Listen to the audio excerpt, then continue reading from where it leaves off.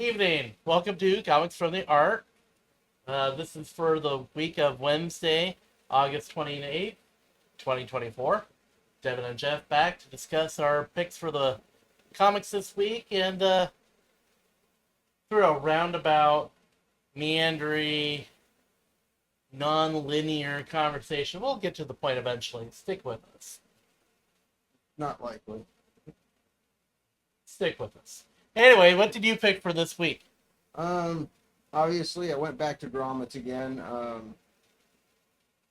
Been just a great cross section of kind of mid '80s life. Now we're getting like the jocks involved and the Valley Girls getting involved, and stuff like that. The kind of prissy one. It's really just kind of Because I had to worry about so interesting. many Valley Girls in the Midwest. Like, oh my god. Well, there was always that one though. And it wasn't necessarily just the speak. It had to do with the fashion as well. It was the one that had the extra big hair that always had a different jeans jacket to pop the collar on every single day. Stuff like that. It was that girl that was in every small town, regardless of where it was. With the sideways ponytail. Yeah, actually, I think my instinct daughter with that. It was not quite sideways, but yeah. Here, don't move the page, so because I don't want that. But yeah, check out her ponytail. It is kind of sideways. The one that's sitting up on the edge to the top left. A little. I think that may also just be angled that they're trying to draw. Well, no, it actually, if I remember right, it's not as centered up. So, but anyway, here's your cast. That. Yeah, so here's your cast starting out toward the beginning of the book. You got the Jens, from a couple books ago that they went skating with in the parking garage, if you remember that or not. Right. Then you got, of course, the two main guys. Then you got your punk rocker that was met last issue, and was the one that they ended up really needing a lot of extra snacks because they had some good times with him. And then of course, now you got the added, girl from the end of last issue that was kind of like, ooh, she's hot, but definitely it's not the fit with the rest of the group so far. Well, and I looking at this, it almost looks like a social club photo that you would have in a yearbook, but Yeah. instead it's a tight knit group of friends. Weirdly enough, it could have been almost any basement in a lot of the Midwest in the '80s. To be quite honest. And what's really fun about this book is, yet again, it's hitting it everywhere that it possibly can. And yet again, the artwork's taking you right back to the proper place and proper time, because these are the 1970s basements that the kids were sent to in the 80s. This was our hidey holes, because it's where we could escape with the couch that maybe got found somewhere. Right. In the part of the basement where Dad displayed his bowling trophies and Yep. hung up old pictures of family that really needed updating, but just never got around to it. Yeah, which you see exactly in the background of this. Up to and including that wonderful wood wall paneling they used in the late '70s. And you always had one like J.C. Penney family portrait. Mm-hmm. Well, either family portrait or the other one was the Sears, like the mountain scene, with the lake in front of it, and stuff like that. But not only do they hit you with your artwork and really just draw you into that nostalgia if you're from the right age group, now they're starting to hit you with things like, you got the main character being told that, oh yeah, we've only been here a few months, but it's just not feeling right, so we're going to move to Arizona, And of course, this book is dealing with the emotional ramifications of that, and then of course he gets sucked into this party that he doesn't even want to be a part of, and he's just in a bad mood, and it's just,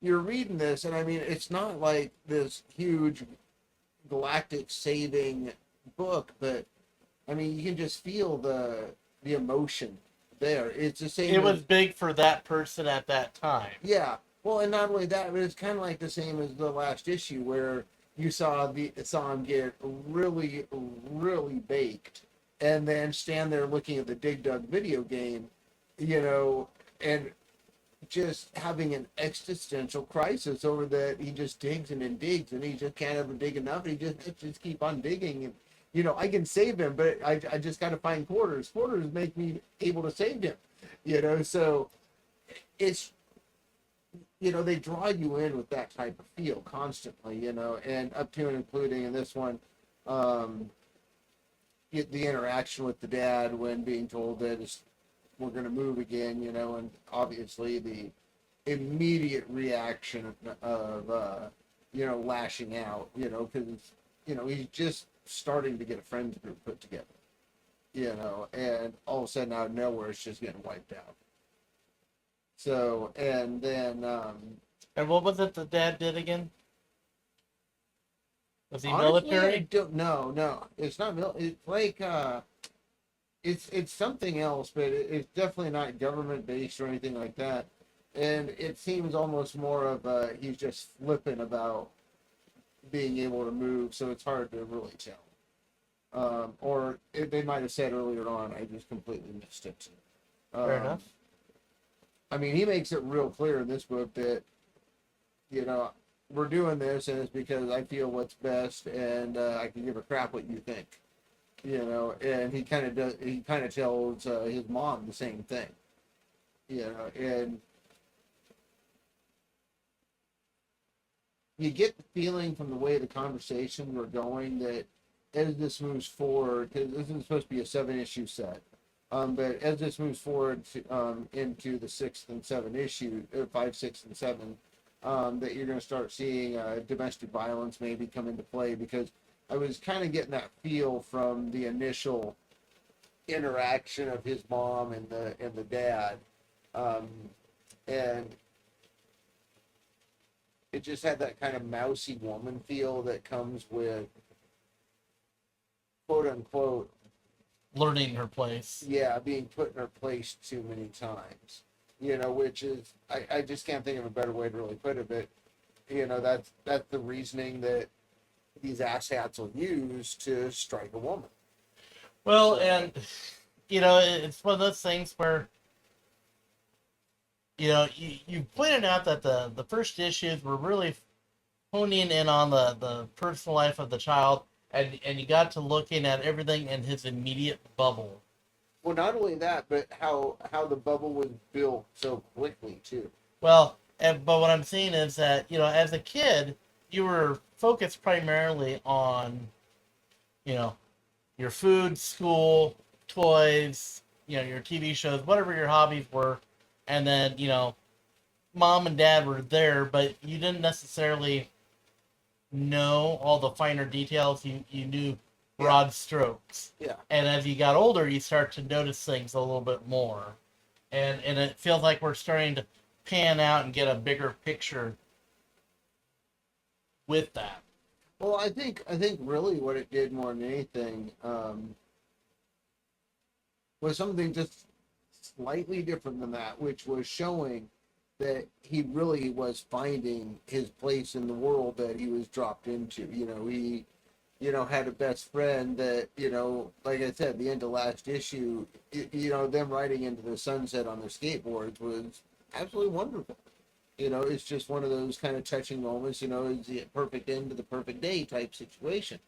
And then all of a sudden, right away, getting dropped into, oh, I'm going to shatter your entire world for you. But it was right after he finally kind of put together what was to make him happy and his support group. And Well, and it's interesting too for the fact that you look at the different personalities he's attracting, and there's some uniquities going on there too, in the fact that I don't think probably some of these people would have interacted in any way, shape, or form if he hadn't been the catalyst for that happening. You know what? I want to just bookmark that statement. Yeah. Because I want to circle back to that later. Yeah. But anyway, if you pop open to there's a mark page in there that you're going to lose horribly for me. I don't know what I'm doing.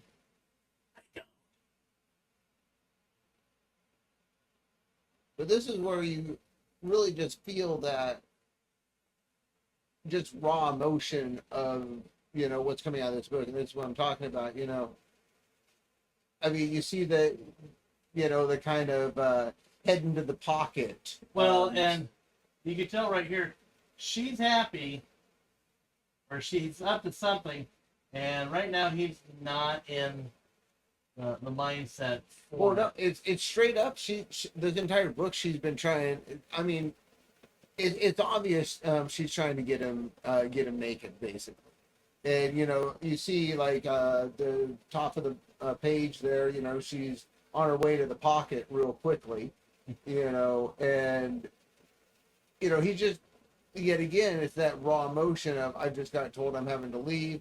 This person that now I've got this happening. My best friend is. There's other things that have happened where.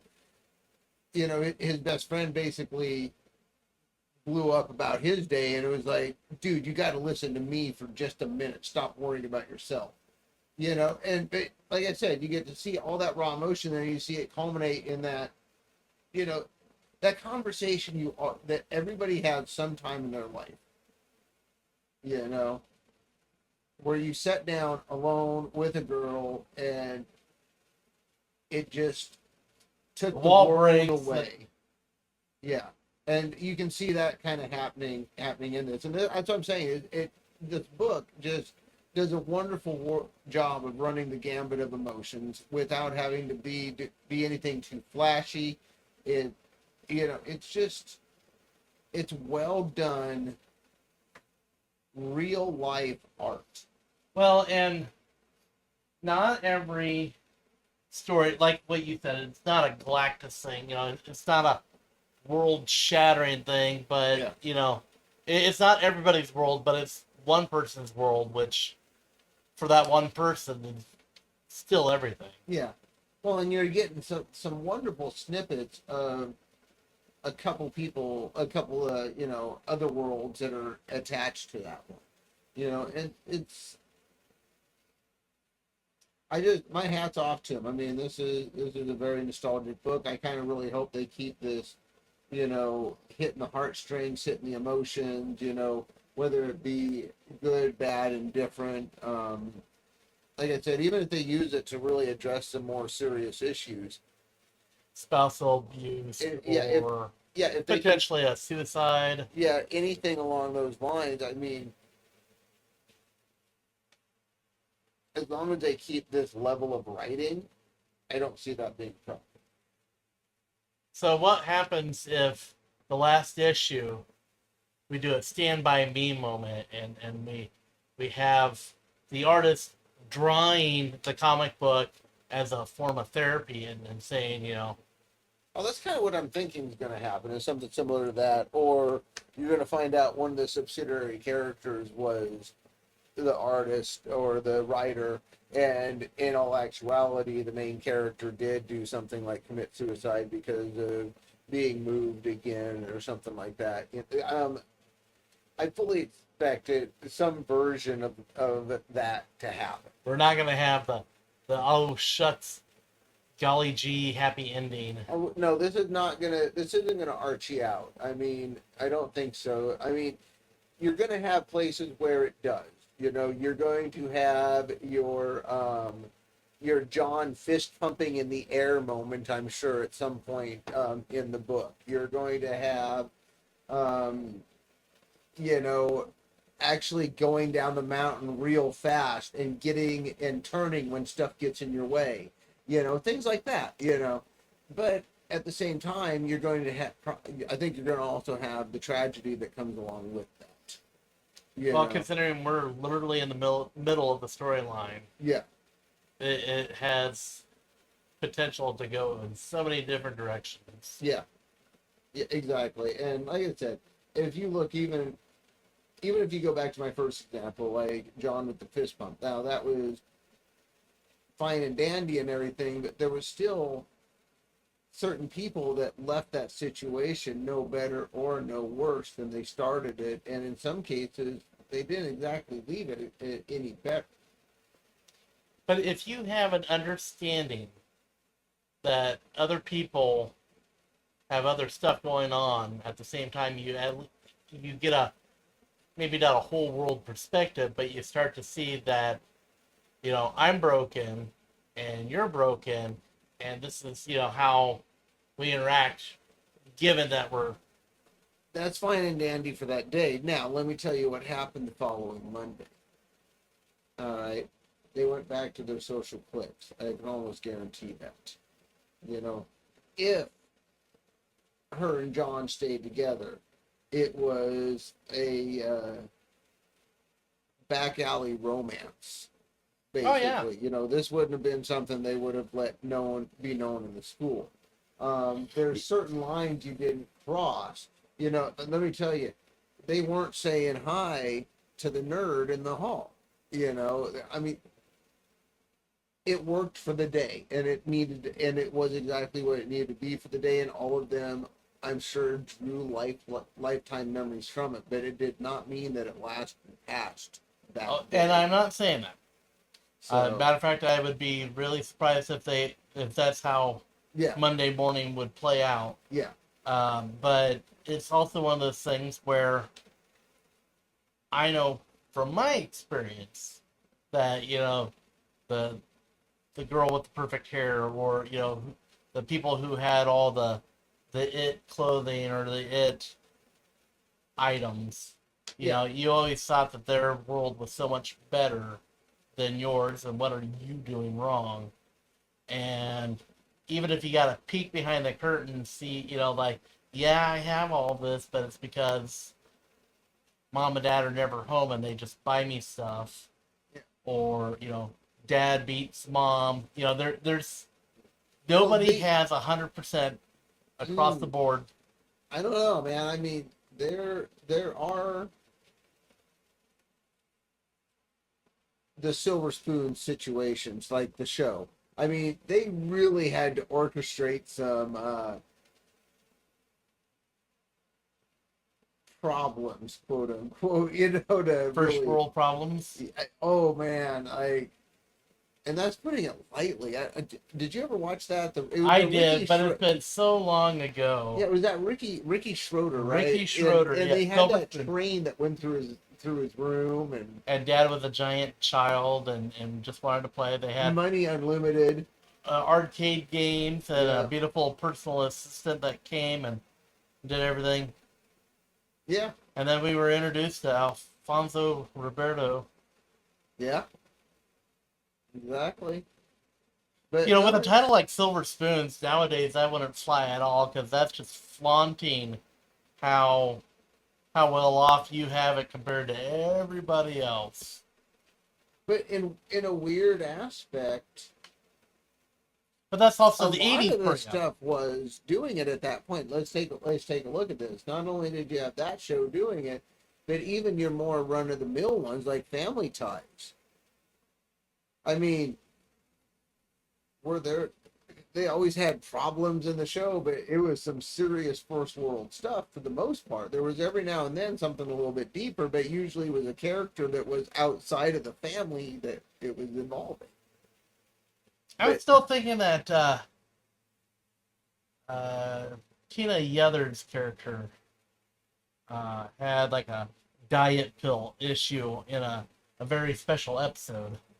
That was Facts of Life, wasn't it? Oh yeah, Natalie was on it. Yeah, that was in Facts of Life where they did that, and even that wasn't. I mean, come on. Yeah, it was always resolved by the end of the episode. You know, Well, and Mrs. not only Garrett that, came, oh, girls, girls, girls. it wasn't like she had a coke and heroin problem. I mean, she was trying to lose weight with some diet pills. You know, this is not a super hard fix. But there was actually, now that I think about it, Daddley really got ran through the ringer because Daddley was also the one that got raped in an episode of Facts of Life. It was a costume party. She was Was it dressed. her? She was dressed as Charlie Chaplin, and somehow got physically attacked, and they forced themselves on her. I don't think that everything happened, but Yeah. I think that it was enough that It it was a was sexual assault. a sexual assault, not Yeah. rape. My bad. Yeah. But it was one of those things where then she showed up at this party just disheveled and just broken, Yeah. Well, and I mean that's kind of what that show kind of moved that way. But any one of them that was showing a family situation of any kind outside, because you had like, that one. You had Automan, yeah, with the cursor, 90-degree turns.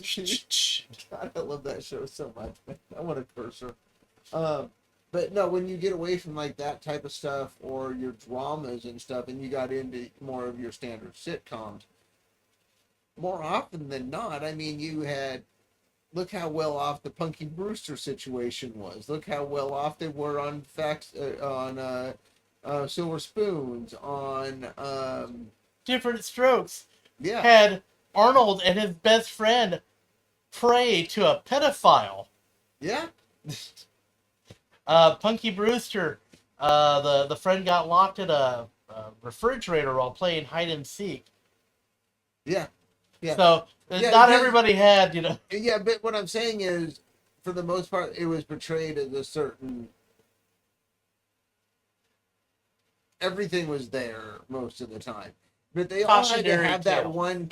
They all had to have that one quintessential one. It's like, Nancy Reagan showing up I to tell still- Arnold not to do drugs. I still Just love say no.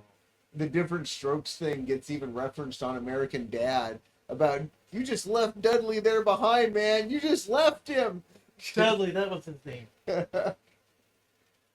Well, while we're completely off topic, Well, it's kind of like the turkey drop.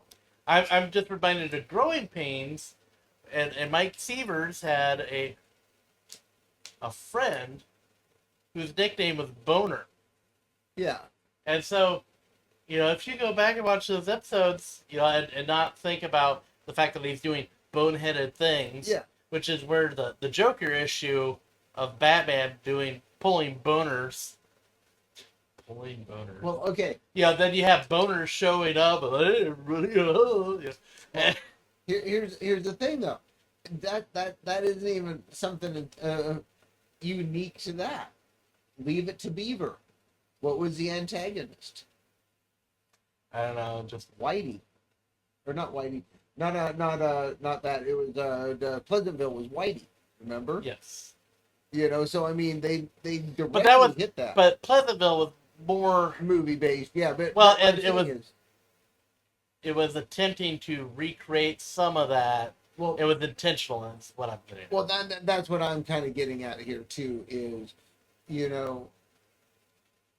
was a little off target with, I had my characters mixed up, but at the end of the day is, you look back and even the nicknames or the situations they were going through, they've done it from the almost the advent of TV, to some extent. Where did Beaver Cleaver get his nickname from? It's Theodore Cleaver. Right. Um, So his nickname was Beaver. How the hell did they get that nickname for that child? I'll have to look that up and figure it out. I do not remember. Because the dirtiest thing ever said on TV was, Ward, Yeah. you were a little hard on the Beaver last night. Yeah.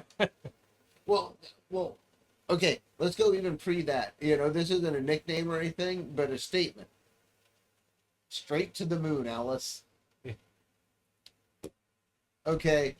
Completely comedic Bang, line. zoom Yeah. to the moon. Yeah. But completely done as a comedic line at the time.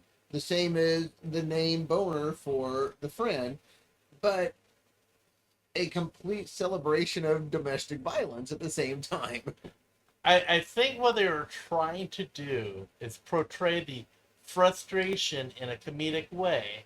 Because, Yeah. there are times where you tell your children, like, God, I could just throttle you, or you need a beating before you go to bed. And it's not a serious, I'm going to beat you. We're not talking about Grommets, the mom in Grommets who, Yeah. accidentally burnt the brownies and, But and keeping got in put on. mind that at that time, it wasn't unheard of, not as it was almost looked at as a spanking to keep your wife in line. Which, I mean, do not get me wrong, horribly, horribly wrong.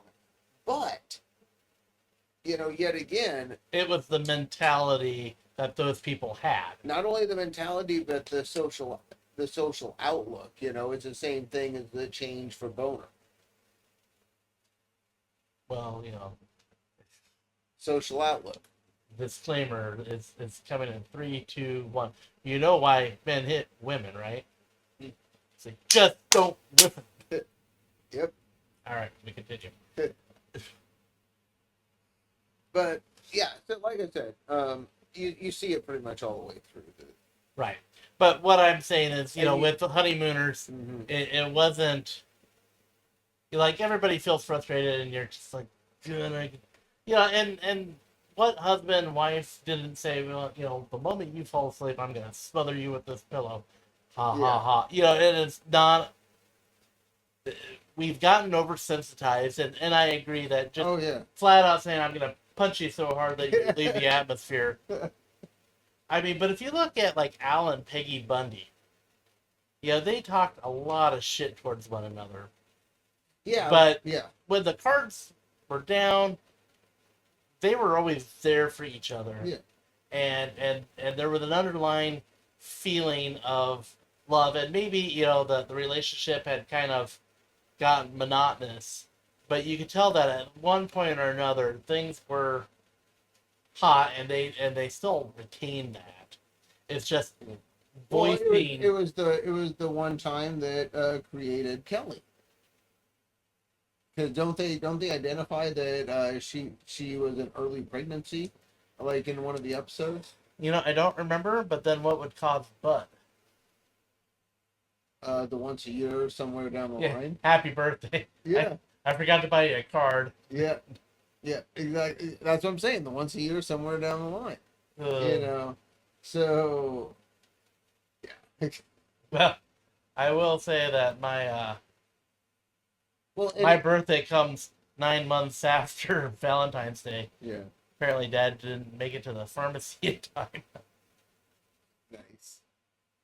Love that one. Geez. Mine's about 9 months after New Year's Eve.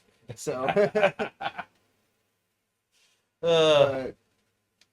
but no, it's interesting when you really look at exactly what you're talking about there, like that. And then, as another contrast, let's take a look at the Bonehead and Archie, and their relationship. In Archie? Okay, Archie Bunker, sorry. Gotcha. Yeah, yeah. So, I can't remember.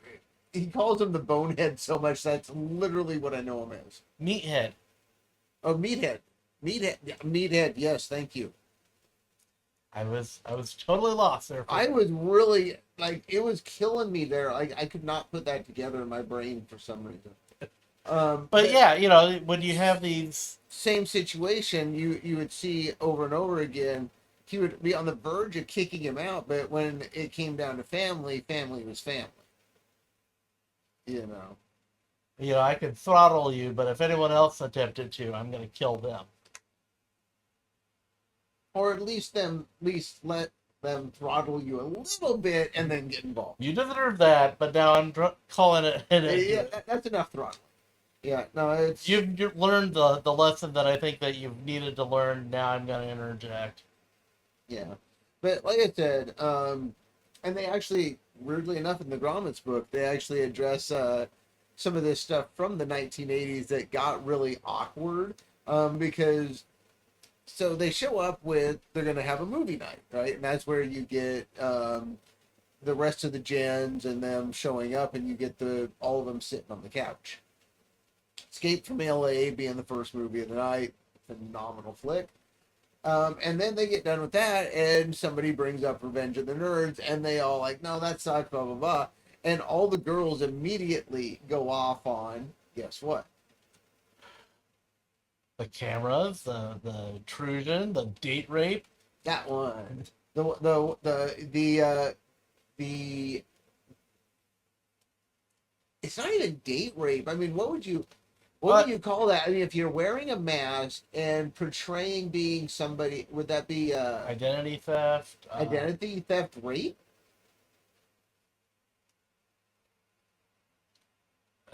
There's got to be a term for it, but for the life of me, I don't Yeah, know. but the point is, I mean, they really With call it out. presentation, you know. Oh yeah, they, False presentation. and they really call it out, which is kind of fun to me because I remember even the first time I saw it. You know, while do not get me wrong, I enjoyed some of the views and some of the scenes. Like the first time I saw that, it was like that one. That one got cringy for me. That specifically that scene. Well, and I was younger when I first watched it, because again, in the 80s, you know, you always had your free HBO weekend, and, you know, they were a little looser with the standards on TBS and what have you, you know. 2 a.m. snow boob. Right. So, but in hindsight, what he had done was not right. However, they seem to kind of gloss over everything that those people had done to the nerds. You know, like if you're bullied to that extent, you know, he didn't shoot up the place. But here's the thing. There was no point where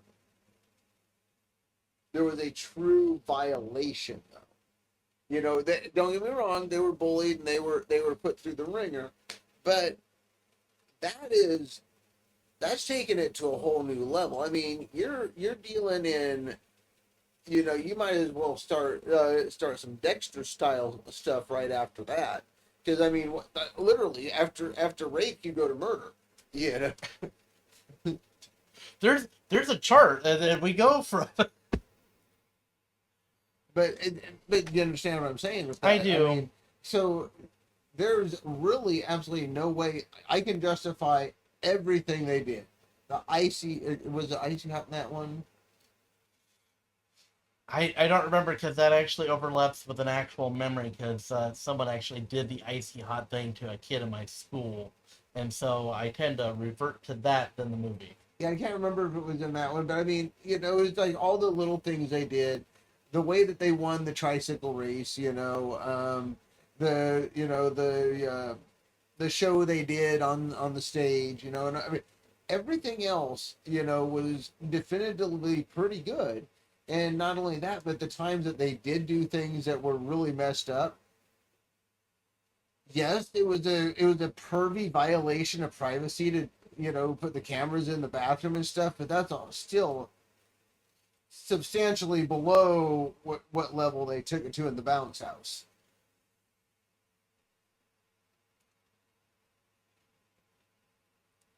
Again, I'm not justifying or excusing it. Yeah. But it's one of those things where at a certain point in time, when people are trying to push back, they have to look at what they have available. It wasn't like they were actually going to fight the jocks and beat them down. They were trying, wrongly, they found a way that they could fight back. You know, they couldn't impose themselves upon the jocks, but they were kind of like, well, that's what I'm saying. Is I'm claiming okay territory. With all of it to some extent. It's just there's certain lines you just shouldn't cross. I guess my bottom line. That's fine to say. It's one of those things. How you end up with The Rape, basically. I don't know if you ever watched that movie. Which one? The Rape. No, I don't think I have. It's the one that has the poltergeist car, I guess, to for lack of a better way of putting it. And it comes back to literally take out this gang of racers that had raped and killed his girlfriend. And basically takes them on one at a time, and the car will take off, like kick the crap out of them in the race, and then next thing they know, they've got it, and they're in a head-on collision with it. Kind of like a Christine with a competitive, like Christine 2, the I'm gonna get ya. Yeah, and it looked like like the car that they used for it looked like a weird cross between like a Lamborghini and a Lotus type thing, but it was more bulbous, you know. Bulbous, of course it was. Yeah, it was like if you took Astro Boy's boot and mixed it with a Ferrari. Wow. Okay, that was a jump. Worked with that one. Oh yeah, that'll haunt me for a while. But anyway, that said, for this week I chose to read the Marvel 85th Anniversary Special. And it's an anthology book. It was comprised of several smaller stories with an overreaching story arc. It was done by a variety of creators, artists and writers.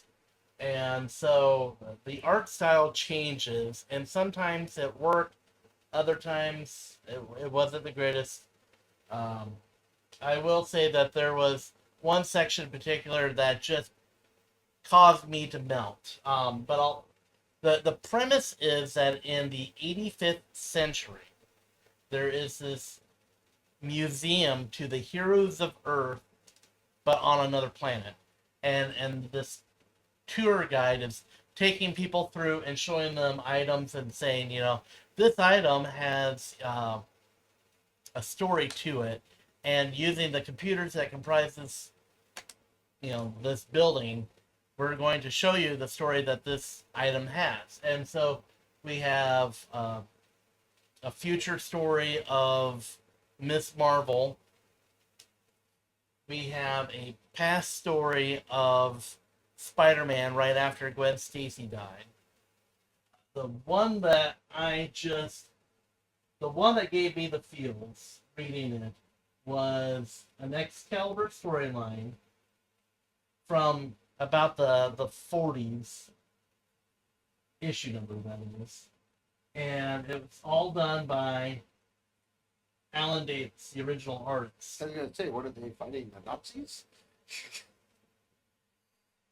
In the early issues of Excalibur, like in the teens and 20s, they were realizing that the lighthouse that they lived in was a gateway to all the different dimensions, and so they would see phantoms of other dimensions crossing through, and so they hint at the Nazi versions of Excalibur in the storyline, but it was the art, the storytelling, all of it is exactly how it was, but that's how Alan Davis was the artist, and then he actually took over writing for a while too. Yeah.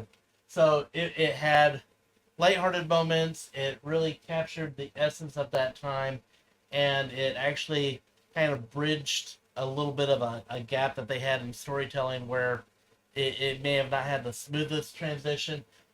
This now kind of explains away part of it. So reading that for me was worth the price alone, and in this case, it is a $7.99 book. It's an oversized book with a variety of characters and creators. But if I remember right, it's about the size of like an annual, basically, right? Bigger than an annual. I would say that this is almost 2 full issues. But there is I'm thinking the annuals of Days Gone By. Then yes, those. So they have this They're all weird. feudal Japan style story called The Moon Hunter, and it's kind of a grisly Moon Knight predecessor. The artwork really captures like the old Japanese art style. Has a hint of manga anime to it With some Hydra, it looks like. with Hydra.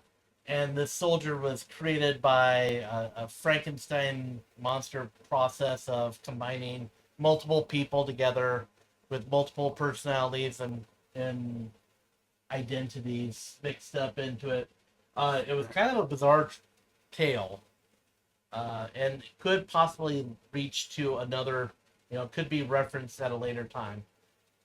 The way Any these things, standouts? Any standouts in the book, like because of what you're talking about, that would be, first time you see a character show up or something. well, there was the hunter, moon warrior, excuse me, and we have an image of Kamala Khan in the future with her child that she eventually has. And it's also showing her using her inhuman powers and what they have pointed out as her mutant power as well. Because in the current books, they've hinted that she has a separate power that she would have had if she hadn't been exposed to Terrigen Mist, and they are now outright saying that it's the hard light creations that they had for the Miss Marvel TV show for Disney Plus. So they're now reconciling. Did you not see the Miss Marvel? No, I'm just. So by giving her both powers, they have now reconciled and said, okay, yeah, she has these powers on the TV show, and that's because she wasn't exposed to Terrigen Mist. Whereas in the comics she was, and it suppressed the mutant power and gave her this inhuman power. Okay. So we see her daughter in the future.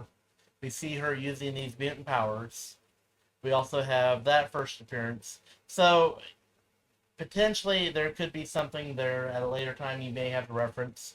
Much like the Marvel Voices line, where they always seem to want to have to introduce a new character so that it gives people incentive to buy it. Because it feels like, the culture that you're targeting will buy it. Yeah. But in order to get other people to buy it, they always seem to throw in a first appearance to try to lure people. And it's like, okay, you may not want to help out this ethnic group or this cultural group, but you're going to want to complete your collection of first appearances before they hit the movie or the TV show. Buy this book, and then it's incentive. Yeah. I'm not saying it's right, but I'm saying that that's what it feels like. Well, I mean, and then recently even there's been a example. I mean, it'll probably never turn into any big character or anything like that, but there was a character called Bronze or something like that, I think, that showed up in one of the books. But the actual first appearance is a snippet story that's in like a preview. It's not even a previews, but it's kind of like it's not the Marvel must-haves, but it's not like the previews itself. It's like an actual set of stories, and one of the parts of it has Bronze's first appearance. So whoever Bronze ends up being that's where it's at. So it seems like they're trying to seed it in there to try to draw people in the direction that they want to pull them. Well, they are pushing a lot of freebie books out lately, like the Marvel must-haves and stuff like that. It seems like they're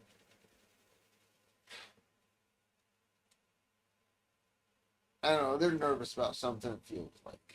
They're trying a multifaceted approach, hence the digital plus platform that they have, where if you want this exclusive storyline and to see what they're talking about, you have to subscribe to this online only program. And we'll make references to it in our physical comic book so that you feel compelled to run out and subscribe. I honestly, is it possible to print those pages? I don't know. I will say that in my pursuit of getting everything Kelly Thompson, she had done some women in science and engineering comics that were online and they were called Constance and Nano, and I hunted them all down and may have printed them off so that I had physical copies of that online story. Well, what I was thinking is this. All right, so it's a QR code that sends you to that spot. Let me tell you right now, 25, 30 years from now, QR codes, we're probably going to be like, what the hell kind of reader are we going to use on that thing? You know, it's going to be... It's going to be right there with the Betamax. Yeah. It'd be like trying to plug in the Nintendo Wii after the age of atheism has taken over. Have you ever seen the Go God Go South Parks? No. Oh yeah, he ends up freezing himself because he doesn't want to wait for the Wii to come out, and he ends up freezing himself for like 1,000 years or something like that. It's a very... Trust me, I'm not going to give away too much, but they steal from multiple 70s and 80s sci-fi shows for this one. But he gets all the way into the future, and then he's like, well, crap, I missed it. But they find out he can get his hands on one, but there's no way to connect it to the current TVs and stuff because it's got the wrong connectors. Well, if you think about playing Duck Hunt on a TV anymore, you cannot play Duck Hunt on flat screen TVs because they don't have the photo sensors in it. Yep. So you have to go out and you have to find one of the big box TVs. Yeah.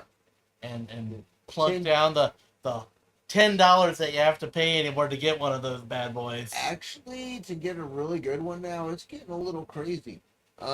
There's some of them, like, I wish I would have held on to the one I had probably about 95, 96, because it was a full-size CRT, but it was a cinematic 45-inch CRT TV. Holy shit. That would have been huge. It was a metric butt ton of weight.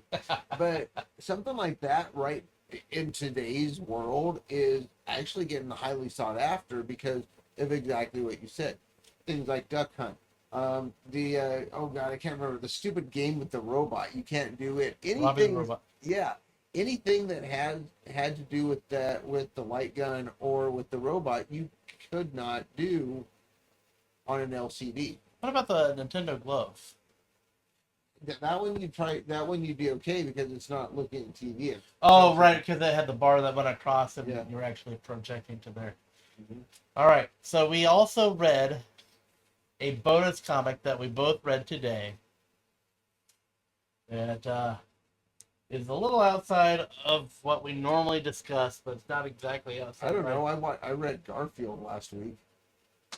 Boom! Sesame Street. Yeah. Grover lends a hand. Yeah. Bitch. I did do Garfield just last week, so let's be fair on this one. Fair. Now, I'm going to go ahead and throw this out there right out the gate. I'm disappointed in Grover to some extent. Don't get me wrong, he fixed everything in the end, but he spent most of the book just blowing people off. Earlier, when you were talking about Grommets, I wanted to bookmark a statement that you had made.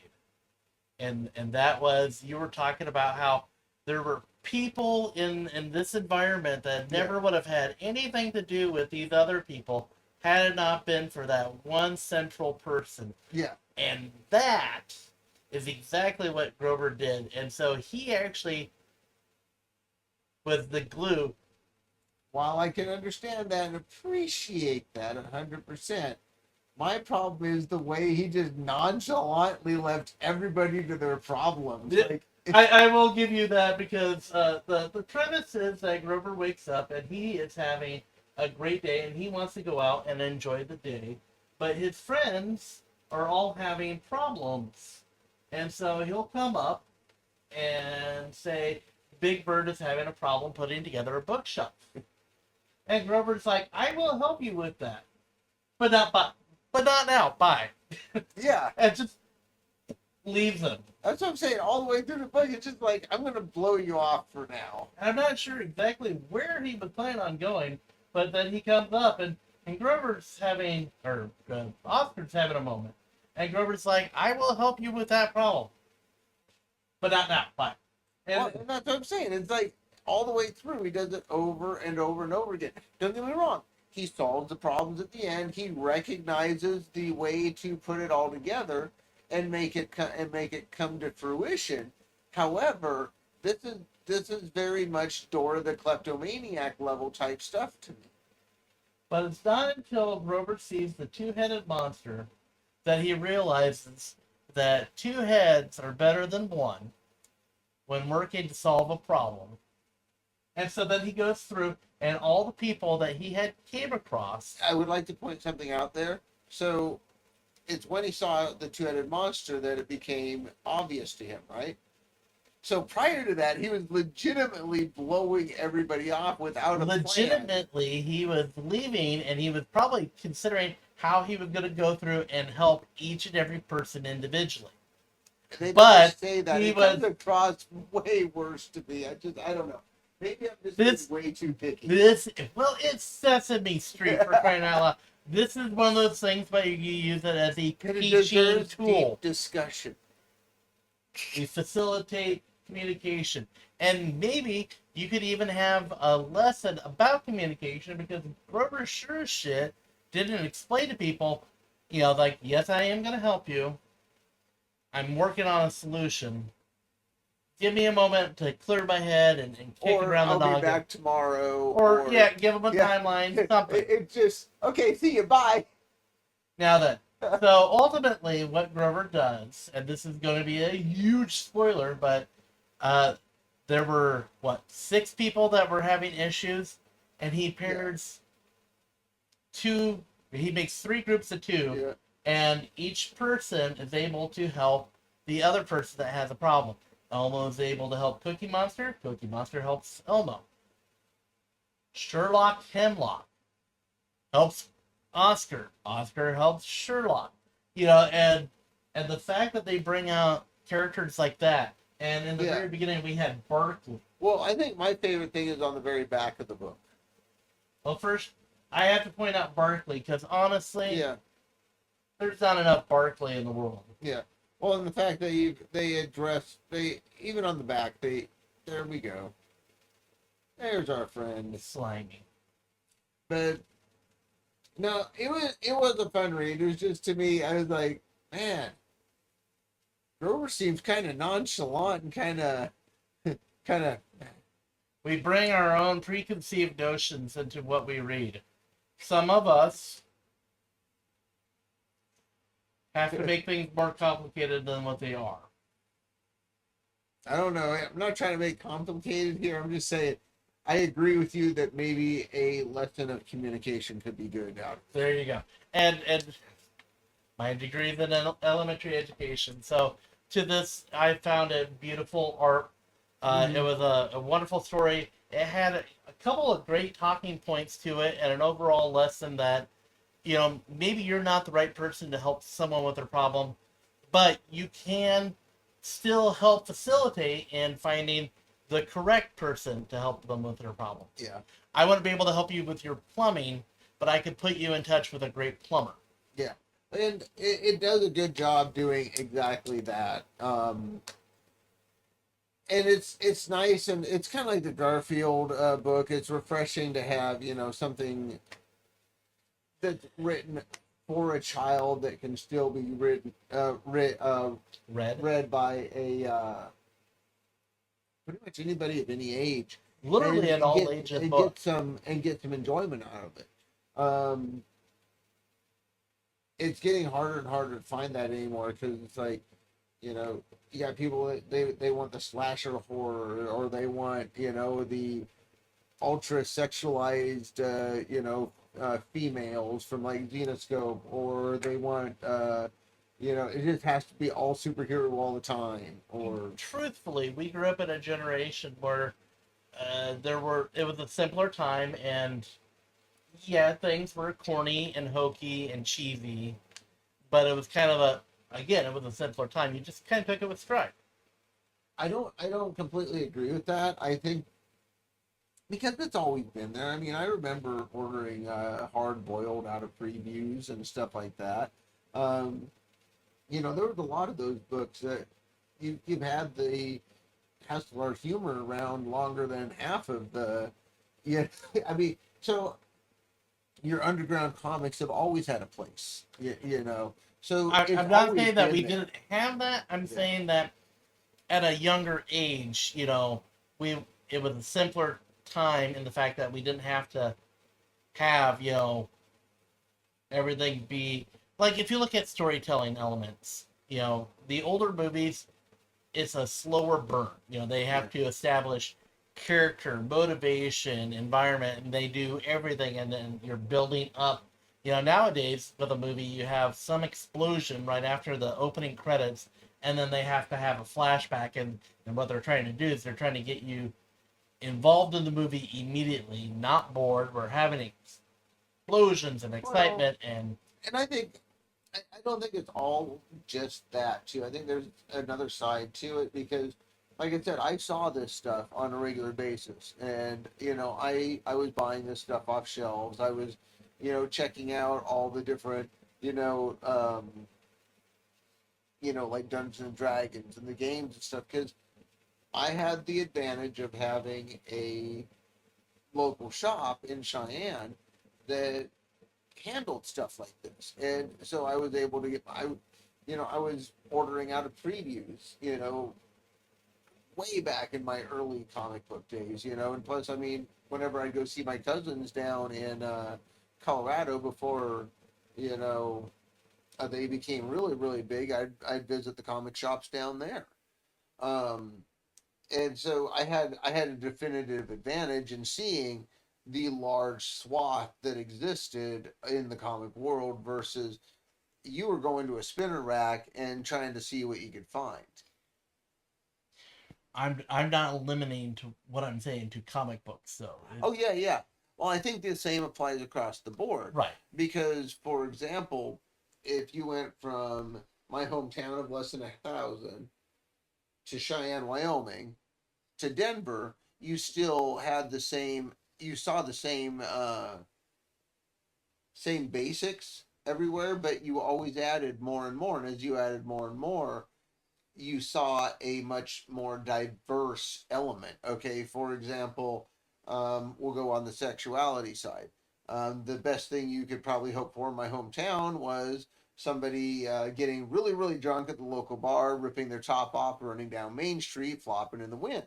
You know, um, you go to Cheyenne, all of a sudden you have a couple of different strip clubs there.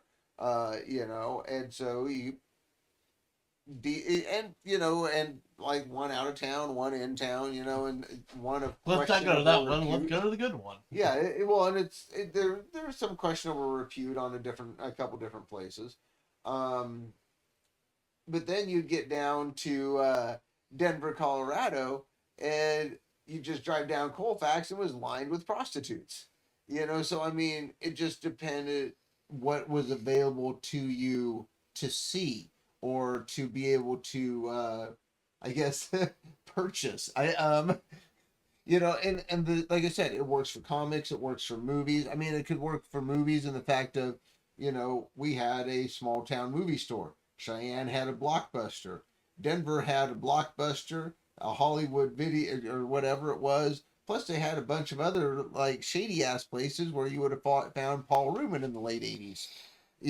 So yet again, it depends on what your availability is to the subject matter. Well, I would like to also point out that a different, just completely just cutting that off, uh, and talking about how the Sesame Street with a simpler story. Um, my mom and I had a tradition for a few years where, for Christmas, I would always buy her a children's book because I always felt that the message was always a very poignant, universal story, Mm-hmm. and it was always simply told, you know, for the sake that it was actually for children, but it was one of those things where I would give it to my mom for Christmas, and it was to tell her a simple message Yeah, whatever. in a wholesome way, and it was, in a way, it was kind of like me saying, well, I can't bring myself to say it, but here, this is how I feel. It's kind of like the places you'll go from Dr. Right, Seuss for right. a graduate or something. Yeah. One of the books was I love you forever, and it was Yeah. this mom Giving that was tree. it was this mom, spying on this little baby. I will always love you, and then as the kid grows up and doesn't want mom to be floating, then she would sneak in and just kind of kiss him on the head after he'd fallen asleep, and then the creepy old lady was like getting a ladder and climbing up into an adult son. So it was a little goofy, but by the end when she was stuck in her bed, then he was coming to her and doing the same thing in Mm-hmm. return.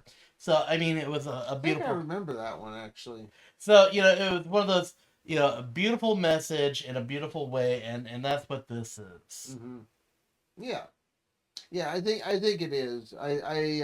It's not Like I said, pawning somebody else's problems on a different friend. no, it's not. But I wish that instead of, like I said, I just wish they would have added just a little bit of extra, you know, Right. niceties to it. Fair to say. It felt, it definitely felt like a newer version of Sesame Street, but at the same time, it had all the classic Hallmarks. characters going on, and a lot of the um and to be fair, I'm sitting here saying this stuff, and to me, Elmo's new, so Yeah. Uh, but again, if you look at the lessons that we learned from Sesame Street and Fred Rogers, and even Electric Company, if that was your thing back in the day, the captain. Captain Kangaroo, um, it, again, at the time, if you go back and rewatch some of those, it may be a little heavy-handed, but the out the outright what they were trying to do, the underlining message, Mhm. is as true then as it is now. Yeah. Well, and some of the subsidiary characters were just wonderful too, and it's sad to start watching them go away at this point. Like we just lost Mr. Goodbody, what, like a month or two ago? Mr. Who? Mr. Goodbody Oh, the guy who wore the. bodysuit, yeah, Oh my god, that guy creeped me out yeah. so bad. Mr. Goodbody, I thought was like the coolest ever. I wanted one of those bodysuits for a while. I never knew his name. Oh my god. Yeah, it's Mr. Goodbody. Yeah, So yeah, it's one of those things where it's just gonna probably lead to a memory or two being unlocked, and yeah, you can hear the squeaky hinge open up, and then also you just like you have that moment where it's like, oh my god, I forgot about Prairie Dawn, or yeah. And like I said, I think part of it for me is there's been enough changes since I watched the show that even them trying to go back to a classic version of Sesame Street has added substantial amounts of characters that didn't exist in my childhood. Abby Cadabra is in the background, so that is one of those newer characters that this old man's talking about. Yeah, yeah. Well, Elmo Yeah. specifically. I mean, there's an entire section with Elmo, and let me tell you, Elmo was nowhere near any Sesame Street that I watched as a child. No, but my family also has a tradition that we watch the Muppet Family Christmas every year, and that came out right before Jim Henson had passed. He made a beautiful appearance in there. And Elmo was actually one of the monsters in the group. He didn't have a speaking line, but he was actually there. What? Well, Elmo. So that would have been in what, like the early '90s, Late 80s. late '80s, because it was. I know it was like the mid '90s or It was mid like to, 87. yeah, because mid '90s when Tickle Me Elmo came out, and that was And got yeah, crazy. that's when it became the Elmo show. And people like Grover got pushed to the background. But I'm not bitter. I'm not bitter. Anyway, all is right with the world now, and some of the art on it though, Cookie Monster in particular had kind of a moment where it's like that doesn't really look like the Cookie Monster I grew up with. Oh, are you talking about that like really derpy one where he's got He the? looked like one of the aliens. Who, yep, Yeah, read. yeah, but it was like super derpy because his like eyes were like not even just like a little bit askew, but like I'm pretty sure he's having a stroke at that point, man. It's like, dude. Uh, ER. You know. there was a point in my life where I found myself in between jobs, and my hours started getting more and more skewed. Like I would be up till 3 in the morning because like I have to go to work in the morning. There was one time I'm like looking around, I'm like, Jesus, it's like 7 o'clock in the morning. Well, what's on TV? Flick, flick, flick, and I see this beautiful chick with a shirt full of personality, just kind of smiling, hopping up Yeah. and down, and boy, golly, that was better than a cup of coffee. And I'm like, well, I don't know what I'm watching, but I'm watching this, Yeah. and it turned out to be Sesame Street. It was one of the human actors on that show, and she was happy to see people. And it's like, I'm happy to Yeah. see you. And Cookie Monster taught me a new word, piquant. Nice. And I'm like, holy shit, I'm still learning from Sesame Street. And, maybe this isn't a new lesson for you, but it may kind of circle back and underline something that we should always keep in mind. Helping others. Sorry, I was kind of thinking about what you were saying with Gabby and the kind of taking bouncing. you back and everything. Because especially when you're a little bit older and start watching something. Because I did kind of the same thing, except for it wasn't from the point of ooh yeah it was more of a I don't remember what it was, but like I ended up turning on TV one time and it was remember the Alpha People. Yes. Yeah, and it was that, and I was so enamored by a, each letter having its own personality for some reason that You're talking about the inflatable ones that they would bring in, like uh, Miss A and Mr. B. no, this was like more of a oh god, eh, I know what you're talking about. This is one where they actually lived in land and everybody was either a letter or a number. No. Okay, yeah, like I swear to God, if this goes Mandela effect on me, I am going to lose it, man. I just remember in kindergarten, the kindergarten teacher would always, oh, there's the knock at the door. I would go over and there's an inflatable person, usually about yay tall. Yeah. All the consonants were men and all the vowels were women. Mm-hmm. And T in particular stands out, and I couldn't tell you why, but it was Mr. T. Iced tea. Yeah, not the I pity the food. But it was Mr. T with the tall teeth, and this balloon character had this ginormous smile, Yeah, I and he remember had those. Yeah. tall teeth, and he had the letter T going across, and it Yeah. was, and so like I was thinking it was like N had a long nose. Yeah. So, but they would bring that in and they would introduce the letter. We would talk about the sounds it would make, and usually all over the balloon there would be words Yeah. starting with that letter. Like letter B had a whole bunch of buttons. Yeah. I know that it took me a long time to figure out how to count to 13. 1, 2, 3, 4, 5, 6, 7, 8, 9, 10, 11, 12. And that's where it stopped. Yeah, I was like, okay, well, that's all the numbers I ever need to know. I'm good. But anyway. On that note, before we devolve anymore, it just showing that there's a variety of stuff out there this week between Grommets, and we have typical Marvel anthology book, and then great reading material like Sesame Street. Yeah, straight to kids channels. Whatever it is that you're into, I'm sure that there's something out there for you. Otherwise, you probably want to be here watching us now. So, on that note, have a great week. Enjoy the reading.